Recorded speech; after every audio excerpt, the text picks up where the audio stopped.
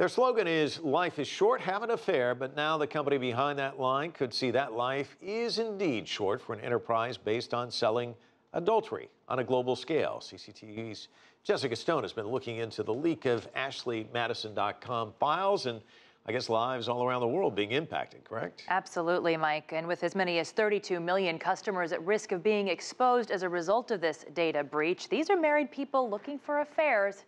Just imagine the marriages and families that hang in the balance.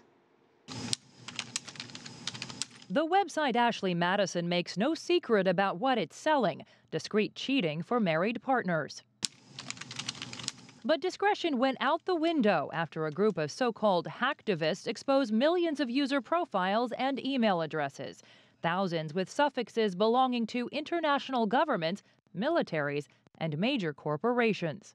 Virtually no corner of the globe has gone untouched, from Hong Kong and Korea to Israel and Argentina to Canada, where the parent company Avid Life Media is based.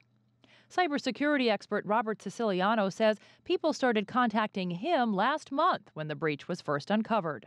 Some of them hadn't put anything other than their real first and last name, along with their credit card and their address. But they would also confess to me that they had talked about some of their fetishes, things that they did, what they were attracted to.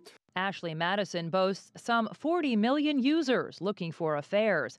Some signed up using email addresses in countries where adultery is punishable by death. I think it has a lot to do with the compulsion. It has a lot to do with being so wrapped up in getting that sexual thrill that you throw caution to the side. Siciliano says there's already an effort to create a searchable database so people can find out if their spouses are cheating, leading many to wonder about possible blackmail or a spike in divorce rates around the world. When people are cheating, there's always the suspicion there. There are other signs that are going on. So something like being on this site and cheating on this site, I think is just probably the tip of the iceberg. Emails used to sign into the site were reportedly not verified, so it's likely that many of them could be fake. Nonetheless, Siciliano worries that this cybersecurity hack could turn into a series of national security breaches. It's very important that governments reach out in regards to those .mils and .gov addresses to each and every person that they see may have been compromised, and actually have their superiors sit down with them and have a discussion with them about what might take place. And for its part, Avid Life Media, which is the parent company of Ashley Madison, tells Reuters news agency that no credit card numbers were ever stored on its servers. To the hackers, the company's statement reads in part, quote, "This event is not an act of hacktivism. It is an act of criminality.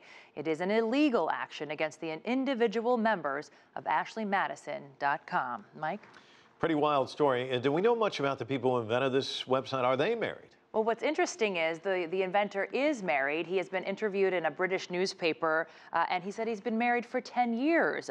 But he also makes no secret that if he had a sexless marriage, that wouldn't be the case anymore. And he totally justifies what he calls undiscovered infidelity. That's how he terms what he's doing on the website. That's why he became a target of these hackers. They didn't agree with his tactics. Interesting. Thank you so much, Jessica.